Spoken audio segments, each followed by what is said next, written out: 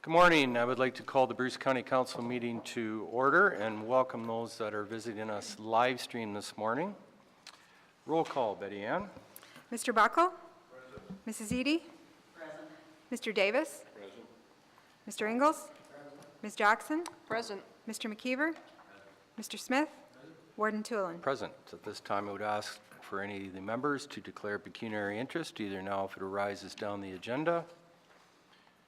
Hearing none, confirmation of council minutes. Moved by Mr. McKeever, seconded by Ms. Jackson, that the minutes of the October 3rd, 2016 council session be adopted as circulated. Are there any errors, omissions, or discussions? Hearing none, all those in favor, opposed if any, that is carried. Communications, Betty Ann.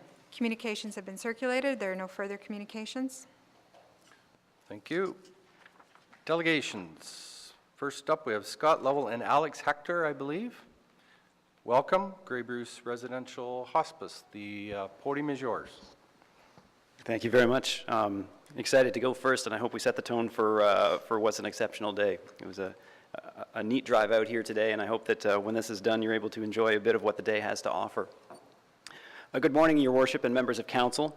On behalf of our volunteer board of directors, our team of nurses, personal support workers, volunteers, and allied health professionals, but most importantly, the patients and families in our care, I wish to express our thanks for the opportunity to address council today.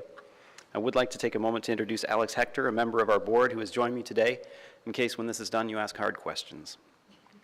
We are here today on behalf of our team to ask for Bruce County Council support for the construction of a freestanding residential hospice that, though sited in Owen Sound, serves some of the most vulnerable people in the Bruce Grey region.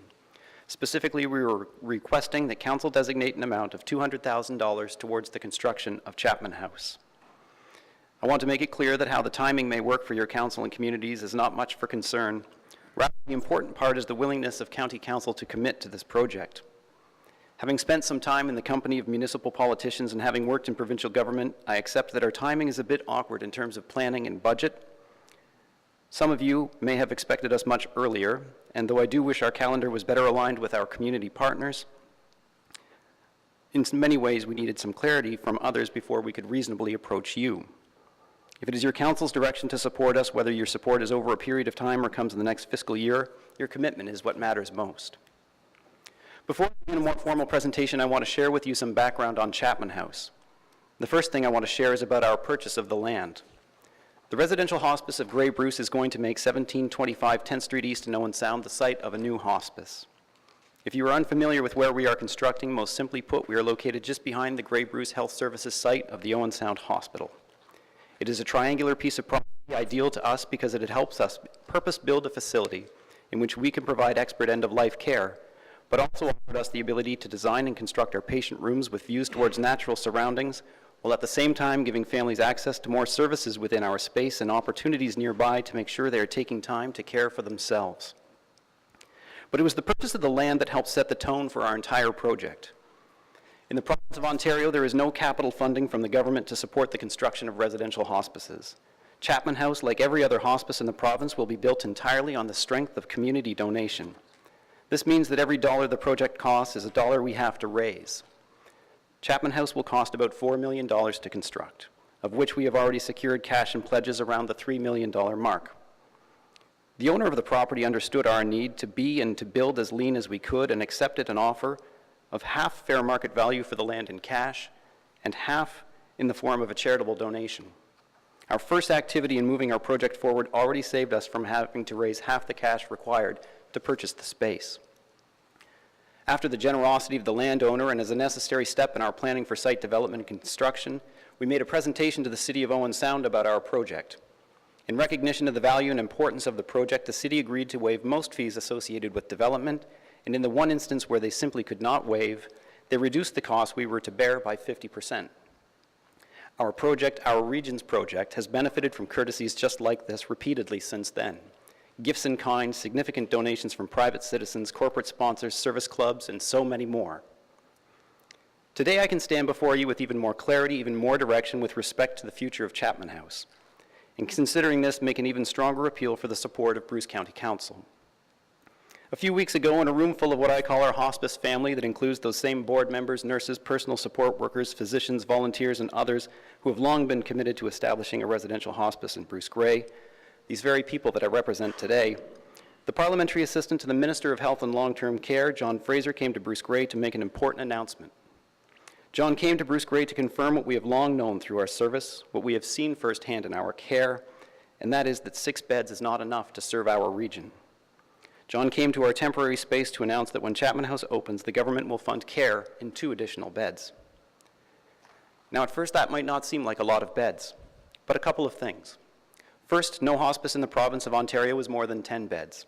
Beyond 10 beds, you lose that home-like feel, you lose an intimacy of care that comes from a staff that can spend extra time with each patient and their family. Second, even the addition of just 2 beds will help us provide our care to as many as 34 more patients a year. Being funded for 8 beds addresses an immediate gap in care and recognizes the regional importance of our service.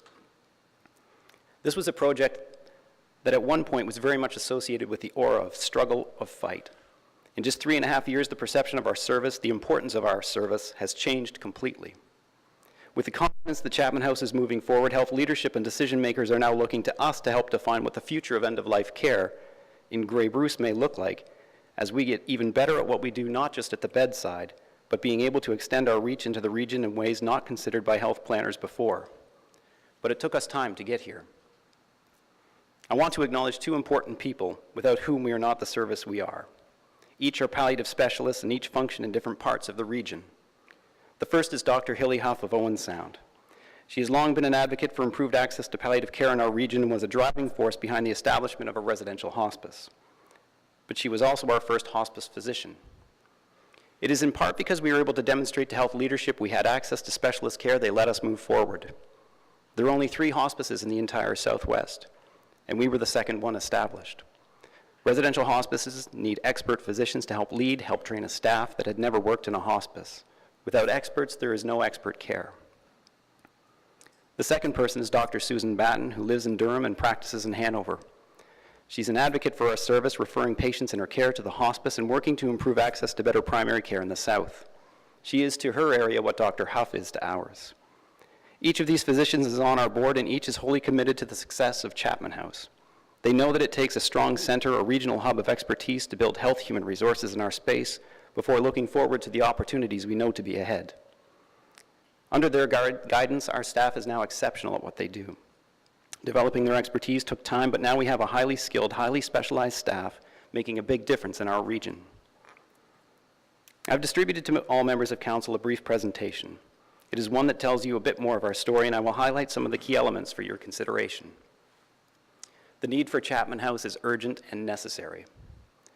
It isn't just that we support dying with dignity, that we minimize pain and suffering, and we do so at no cost to patients and families. It's clear that this is a service that residents in Bruce Grey want in their community. The presentation was created to reflect 3 full years of service, but in the past 6 months, the number of referrals we receive per month has escalated significantly, and our wait list is growing. The numbers you will see, which are still astonishing for a hospice of our size, when updated, show an even higher occupancy level, a larger wait list, and reflect the changing demographics in our community. In a few short years, almost 30% of the population in Grey Bruce will be over the age of 65. There are currently over 14,000 visits to the oncology clinic at the Grey Bruce Health Services Center alone. We needed to act to get out of our temporary location and into a larger space. Chapman House will be a truly regional hospice. At the time of the preparation of the materials you see before you, just about half of the patients admitted to the hospice came to us from outside the city of Owen Sound. In the past 6 months, that number has changed. Now more than 2/3 of our patients come to us from outside the city of Owen Sound. Any concern that citing a hospice in one jurisdiction would mean that it would become that place's own hospice has long been abandoned. And Chapman House will be even more sustainable in a new space. There's no other way to put it. We're bursting at the seams in our current space. It was always a temporary location. We've used it for all we can, but moving to Chapman House will do a few things, not the least of which is shed us of lease cost, but it increases the number of patient beds, and that results in an increase in government funding. Those who are supporting Chapman House are investing in a regional care center that will be around for generations to come. It's all there in the presentation. It's clear that the service matters to our region. It's clear that our service is important to the region. But most specifically, and to a point I made just briefly but deserves a bit more primacy, our shared constituency wants better access to residential hospice care. Our region's physicians want it, our residents want it, the health system wants it. Some of you already know this. There are communities in Bruce County that want to establish this care closer to home. Supporting Chapman House ultimately helps achieve this goal. In fact, without Chapman House, the future of end-of-life care in this region becomes more uncertain. This is why we're asking you to join the City of Owen Sound, the County Council of Grey, the Province of Ontario, and donors from across Bruce Grey in making a direct contribution to the region's hospice. Once more, I'm grateful to appear before you today and offer myself and the resources of our board and team to help make it easier for you to say yes to supporting Chapman House by contributing $200,000 towards the project. I'd be happy to take questions now, if any, and if and when our time is done, further support the work of committees if they have more questions. Thank you. Good, thank you, Scott. Questions from council. Anne? So you mentioned that other places Yes. in Grey Bruce would like a hospice. So does that mean you are sort of the center for Grey Bruce? And so obviously I'm thinking of Kincardine. Yep. And we have some people there that have been working on it. So then they would be a satellite to Chapman House? Is that how it works? Yeah, it's an interesting way to put it, to say, is that how it works? I'll try and be as brief as I can. It's a complicated issue, but I would say that until we establish the current service at the residential hospice of Grey Bruce, the Southwest Local Health Integration Network was unfamiliar with how a residential hospice might function in our community. There were concerns about sustainability, about the numbers of people who would access it, about our ability to sort of fundraise continuously. In 3.5 years of strong operation, of strong reputation building, and of service delivery, it's given the LHIN the opportunity to look at what a model just like you described would look like. That we know the smaller a hospice is, the lower the funding is. So they become harder and harder to sustain in a community. But when they look to our organization and say, if we can share services like back office administration, human resources, lend staff almost to go help establish the service, it's something that the LHIN now looks at. It's not how it works, but it's how it can work now that we have the service up and going and the reputation that we have. So yes, in a long roundabout way. Thank you. Mark?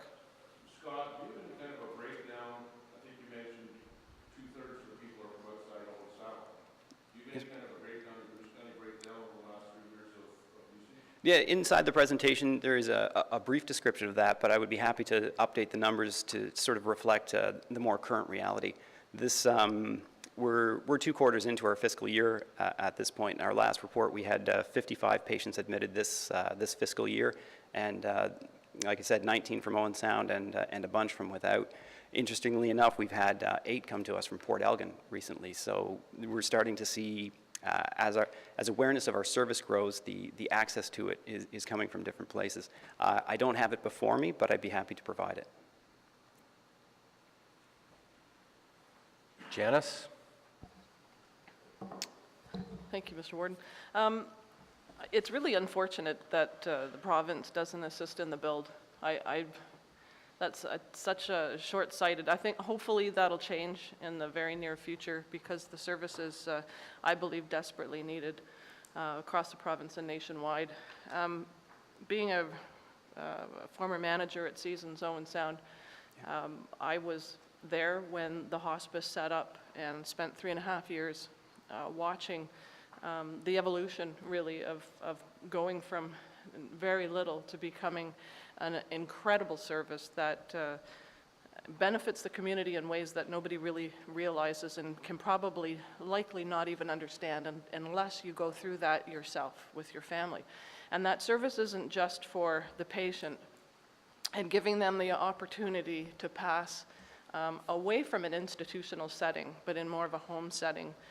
It also, I think, what the hospice offers to the family in their grief and their transition of losing a loved one is astonishing. And I don't believe anybody will really fully understand it until they're there going through it firsthand. And I think all you have to do is read the obituaries, Scott, and you'll see at the bottom of almost every single one of them, they're asking to send, instead of flowers, send money to the hospice. And I mean, they're typically in there for just 2 weeks, correct? Correct. Yeah, and the impact of the lives of everybody that's involved for just a matter of 14 days is astonishing. So I absolutely 100 million trillion % support this ask, and I congratulate you on taking that step to try and make your own home and finding all of the money that's required. The Chapman family has obviously been outstanding, and good luck to you, and I know it's going to be a huge success, and it's been fun watching that building go up. Thank you very much. If I could just quickly, even though it wasn't in the form of a question, take this opportunity to really briefly describe the impact that a hospice has in a community in terms of the health infrastructure. That when patients are admitted into our care, these are patients who are no longer admitted to emergency rooms by families in the last days of life as circumstance changes, puts less pressure on our local hospitals, less pressure on our non-emergency land ambulance transport or emergency land ambulance transport as a part of this. I wish the government would get on board eventually with respect to capital funding, because there's an obvious direct benefit to having a hospice within the health system. We take patients out of beds that require alternate levels of care and put them in a more appropriate setting in the hospice, and do so for about half the cost. So I appreciate your support, 100 million trillion %. We don't need that much money, but no, if, you know, I don't know how well you guys are doing compared to the rest of the province, but if you got 100 million trillion to spare, well. David? Thank you, Mr. Warden. I agree with all of the comments. Very, very, very important for our communities to have this service. And I think it's important for us to, as a county, to support the Owen Sound location, because it only strengthens our position into the future for future expansion. So I think, you know, if there's going to be something happen in southern Grey Bruce at some point, if we support the regional center, then we strengthen our case as well. So that's, I think that's important. Okay, thank you. Any other comments or questions? So yes, obviously we're in the midst of budget deliberations right now, so I'm sure we've taken this under advisement and we will deal with this sooner than later. Thank you, Your Worship. Good. Thank you for your presentation and keep up the good work. Thank you so much. Okay, next up, Ontario Power Generation.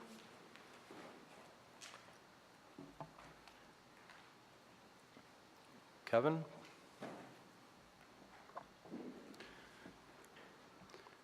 Good morning, Warden, members of council. My name is Kevin Powers. I'm the Director of Public Affairs at Ontario Power Generation. And I have with me Fred Kuntz, who is our new Manager of Community Relations here in Bruce County. I'm sure you'll all get to know him. As well as Gord Sullivan, who's our Project Manager for the Deep Geologic Repository. I'm here to provide you today with an update on our operations. In particular, if I can get this going. In particular, our operations and our license renewal at the Western Waste Management Facility located on the Bruce Nuclear Site, as well as the Deep Geologic Repository and our response to the Federal Minister of Environment and Climate Change's request for 3 additional studies into the project. Thank you.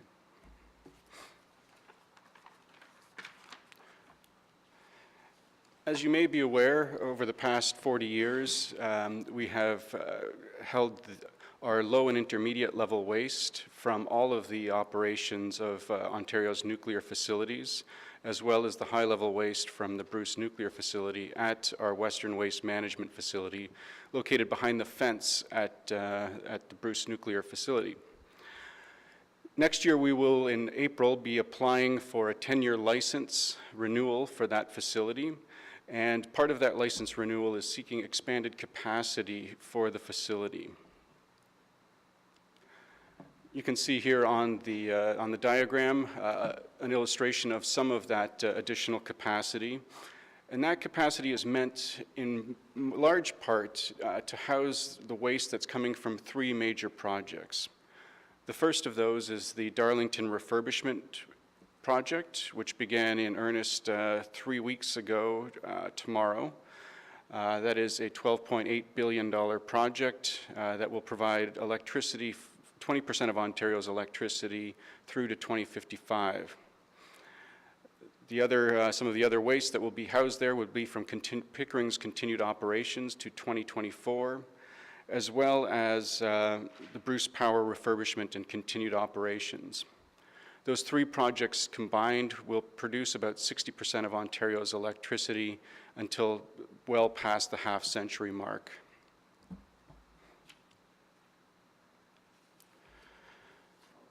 The other project I'd like to update you on is our Deep Geologic Repository. This is a project that is likely very familiar to most of you.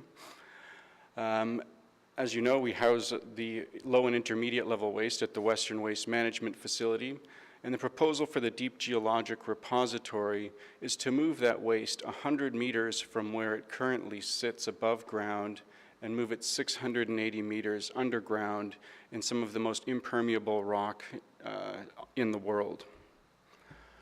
We began the regulatory process for this in 2005. We went through 33 days of public hearings, had 12,500 pages of submissions, and in 2015, a joint review panel recommended to the Federal Minister of the Environment that the project proceed. This year, the Federal Minister of Environment and Climate Change requested 3 additional studies in order to better understand the project. She asked for a study into the environmental effects of alternate locations for the facility, including transportation, an update of the cumulative effects of having 2 repositories, which I'll explain shortly, as well as a consolidation of the commitments to mitigate environmental issues that we had made. Now I'll go through each of these in brief. The first of these studies was into alternate locations for the Deep Geologic Repository. And the approach we took was to look at 2 different geologic regions in Ontario where this could possibly be housed. The first of the regions that we examined was sedimentary rock. You can see there in the green in the south part of Ontario. And the second area we looked at was granite formations in what's known as the Canadian Shield in the north part of Ontario.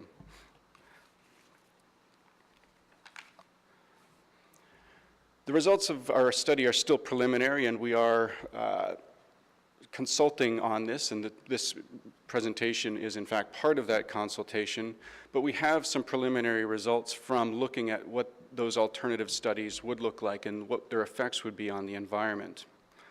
We know from the studies that there will be additional environmental effects as a result of moving the waste from its proposed location to these other locations. This is the result of the acquisition of new land in order to create this facility, the creation of an entirely new nuclear facility that is secure within Ontario, and the resulting site infrastructure that would need to be built for that, as well as the waste packaging and transportation. These effects would be felt across from terrestrial to aquatic to atmosphere, and would also result in additional GHG emissions. Now, all of these environmental effects can be mitigated. None of them are serious, but they are there. Moving the waste from its proposed location to alternate locations would also add some uncertainty to the process. We know that this would result in 22,000 additional shipments of waste over a 30-year period, anywhere from 100 to 1,000 kilometers across Ontario roads.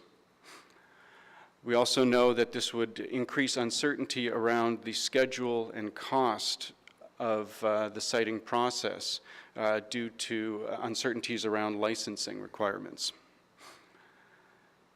We also know that we would have to extend the operations of the Western Waste Management Facility until an alternate location is found, and that the cost would be in the billions of dollars for moving this waste from where it currently sits in its proposed location to alternate locations.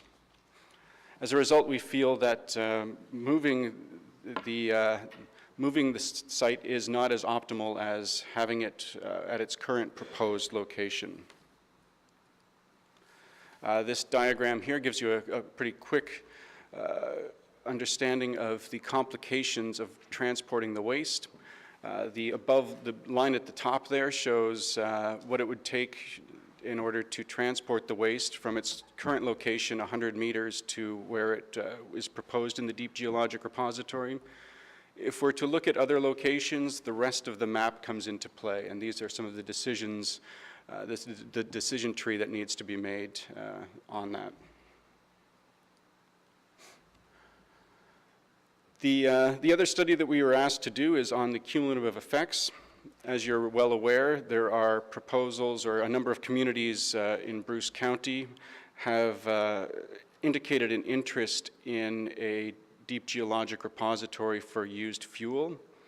The minister asked us to look at what it would mean to have our deep geologic repository for low and intermediate level waste located in the vicinity of another waste repository for used fuel. We looked at what it would mean for the environment and determined that there is no real potential for adverse cumulative effects. And that is because of the time at which ours would be built versus the other facility would be built, as well as the distance. Finally, we were asked to study or to make a list of our mitigations. Over the course of the hearings and our documents, we agreed to over 1,300 commitments. About 800 of those commitments were associated with environmental effects and environmental monitoring.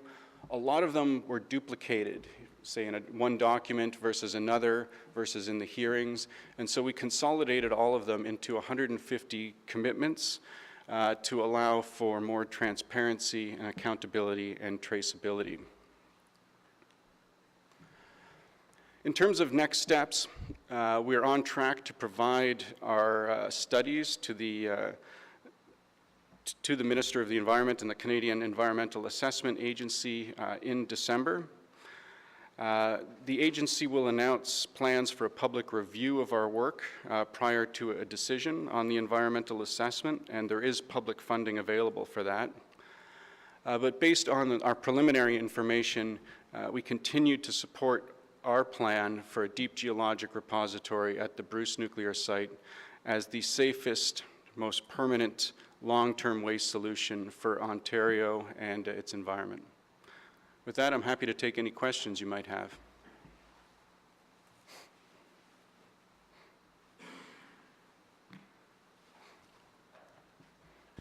Thank you, Kevin. Questions or comments from council? Mike? Thanks, Mr. Warden. Kevin, my question is about the relicensing of the existing facility. You're going to make and I guess my question is around the timelines of the application and the hearing and where the hearing is likely to take place. Maybe you can. We are beginning, the hearings are scheduled for April of 2017. I'm not sure of the exact location, but I will be able to get that for you, Mike. And it will be in Ottawa, I'm told. Thank you. Other questions or comments? Anne? So just for council's interest, the question was asked last night at our council as to when there might be a decision on the DGR from the federal government. And so I'll just ask it again for council's information and let Kevin give Sure. his thoughts on it. It's hard to predict these things. We're hopeful that there will be a decision on this in 2017 on the deep geologic repository. Mike? And that's to comment to my question, Mr. Warden. I thank you. Historically, Bruce County has intervened at those hearings for relicensing, and I would suggest, I know we're going to have a new warden at that time, but I would suggest that the county consider again intervening at the hearing in Ottawa in April. Duly noted. Other comments? Thank you very much for the presentation, Kevin. Thank you. Okay, next we have the Bruce Remembers video.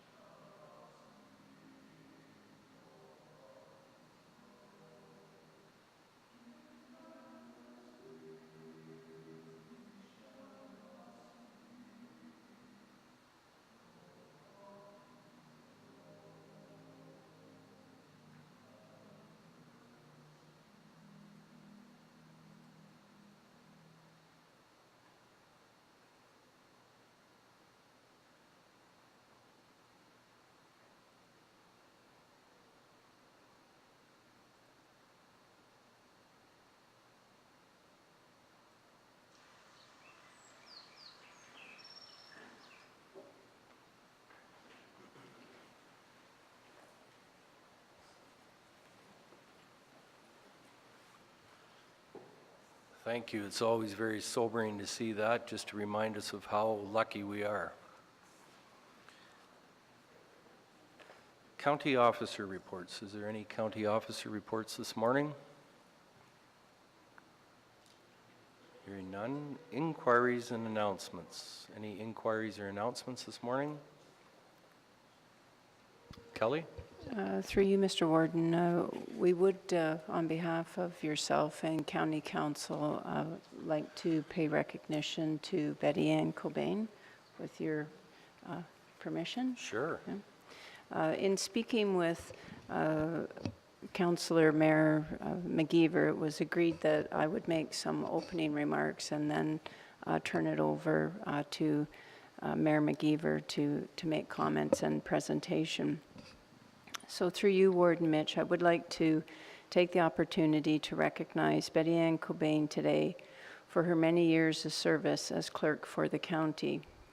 Through you, Mr. Warden, County Council, and staff, please join me in paying special recognition to a terrific member of our team.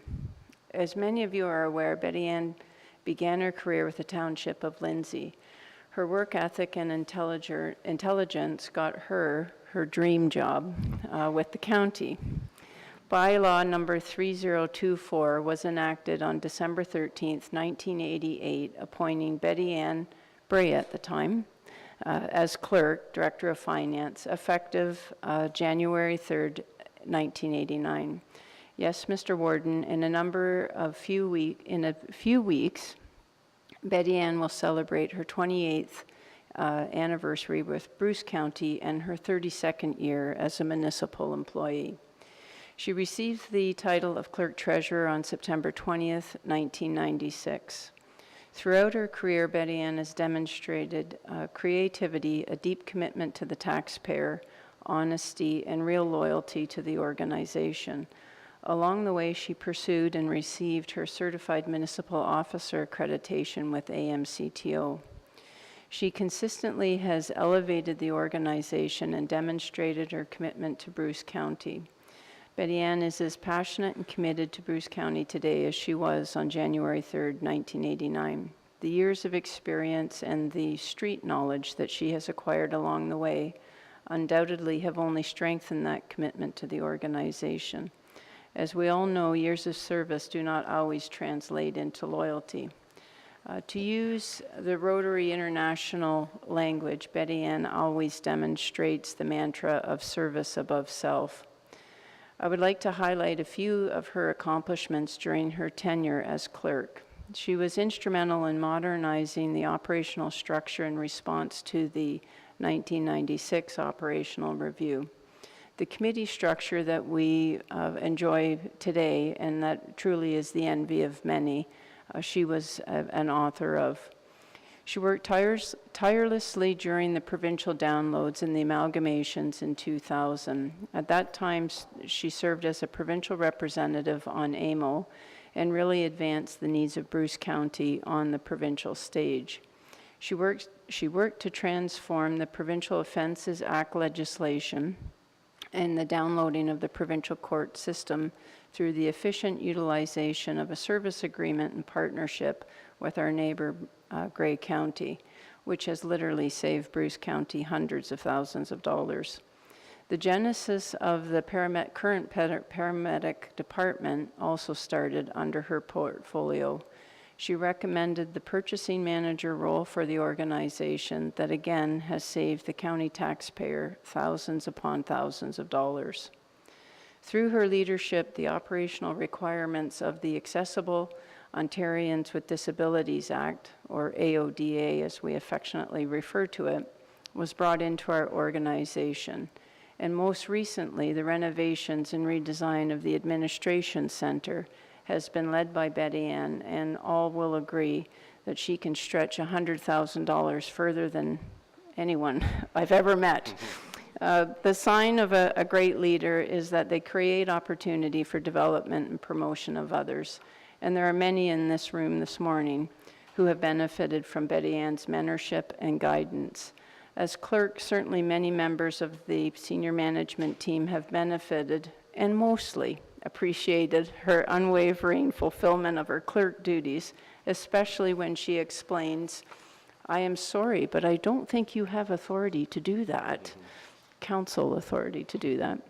As Donna Van Wyck assumes her duties of clerk and Darlene Batty assumes her duties as deputy clerk, we are all fortunate that Betty Ann, you remain with us to provide continued guidance for the clerk function. In 2015, Betty Ann was promoted to the Director of Corporate Services with IT and Finance function falling under her new portfolio. This past fall, again, a demonstration of her commitment to advance the Bruce County organization, she recommended the promotion and advancement of Donna and Darlene and the shifting of their responsibilities to occur following the December 1st inauguration. The clerk role is vital to a public institution, and on behalf of the warden and county council, again, Betty Ann, thank you for the many years of commendable service as the Bruce County clerk. And with that, Mr. Warden, I'll turn it over to yourself and Mayor Milt. Thank you, Kelly. So I think we have a special arrangement for you, Betty Ann. So if you would like to please stand, Milt, come forward, and we will make a presentation.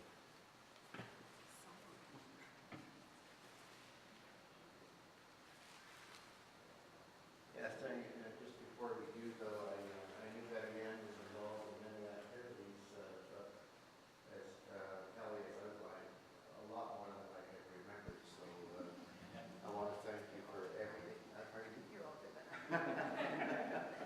Betty Ann says I'm older than she is, so that's okay for me to forget. But anyway, just a little reminder that as Kelly indicated, Betty Ann started off in former Lindsay Township, small municipality on the Bruce Peninsula, and I was there at the time, and it was back in 1984. So 1984. So I was relatively new at the time as well. I started in '82, and the opportunity came. There was an opportunity in Lindsay Township for an opening as a clerk treasurer. And Betty Ann has to help me with this. I have nothing researched or anything, just off the cuff. So she applied for the job, and as did others. But at the time, when we interviewed, during the interview, I know we felt that she was really stood out amongst the applicants we had. But there was one disadvantage: she was so young. So we said, you know something, I think we're going to try anyway. She just did so well in the interview that we're going to give her a shot. And we did, and we were certainly not disappointed. It was, I mean, right from day one, she just took over and ran the municipality. We know what that's like. She just takes over. So she just, she did a great job for us, and we thought perhaps she had some ambitions beyond where she was, and she did approach me and said that, I think I maybe have some ambitions and I want to move along, and although I was disappointed, we were happy when the people that work for you have these ambitions and want to advance. So she applied for this job at the county here, of course, and as Kelly has indicated, all the accomplishments that she has demonstrated over her career here, I think just reinforces the kind of person that she is. Her dedication and commitment is beyond. And when she takes a hold of something, she really puts her mind to it, and it happens. So on behalf of the county, Betty Ann, I want to thank you for all that you have done, and it's been much appreciated.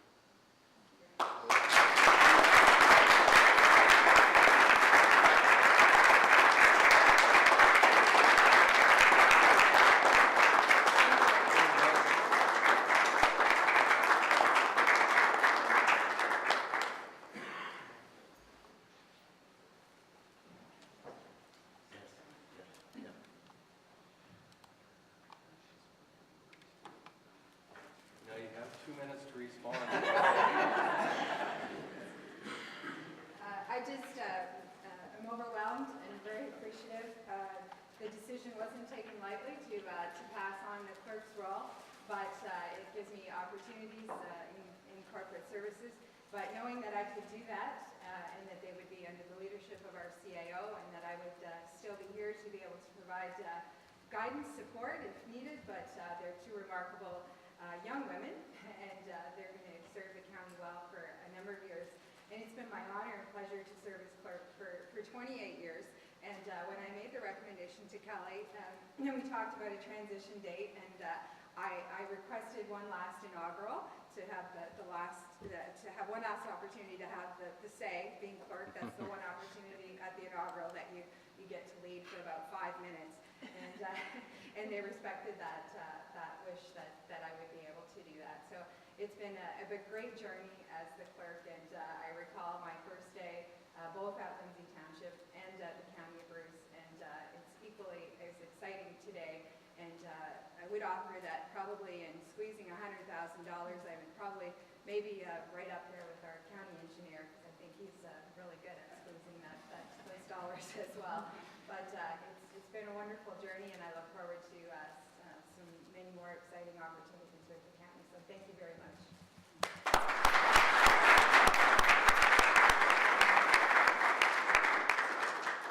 And your husband, Steve, has noted as well your leadership skills at home. Good to know. Very good to know, yes. Minutes, Betty Ann. Moved by Ms. Jackson, seconded by Mr. McKeever, that the minutes of the following committees be approved. September 29th, 2016, Corporate Services Committee. October 6, 2016, Executive Committee, Corporate Services Committee, Human Resources Committee, Museum Committee, Social Services and Housing Committee, Paramedic Services Committee. October 13th, 2016, Executive Committee, Corporate Services Committee. October 27th, 2016, Highways Committee, Planning and Development Committee. Are there any errors, omissions, or discussions from any of those minutes? Hearing none, all those in favor? Opposed, if any? That is carried. Are there any further motions, Betty Ann? No further motions. Unfinished business. Any unfinished business this morning? Hearing none. Bylaws.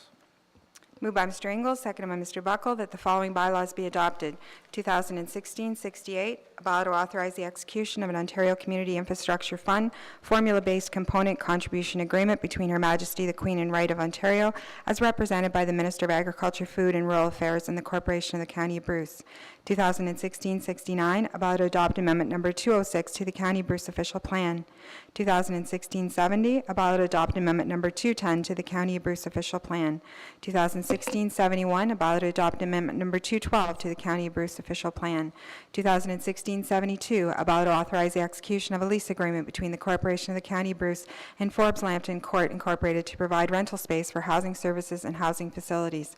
2016-33, a bylaw to confirm the proceedings of the Council of the Corporation of the County of Bruce at its meeting held the third day of November 2016. Are there any discussions on any of those bylaws? Hearing none, all those in favor? Opposed, if any? That is carried. Thank you. Adjournment. Moved by Mr. Buckle, seconded by Mr.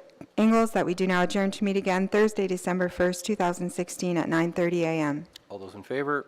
That is carried. Thank you. Oh.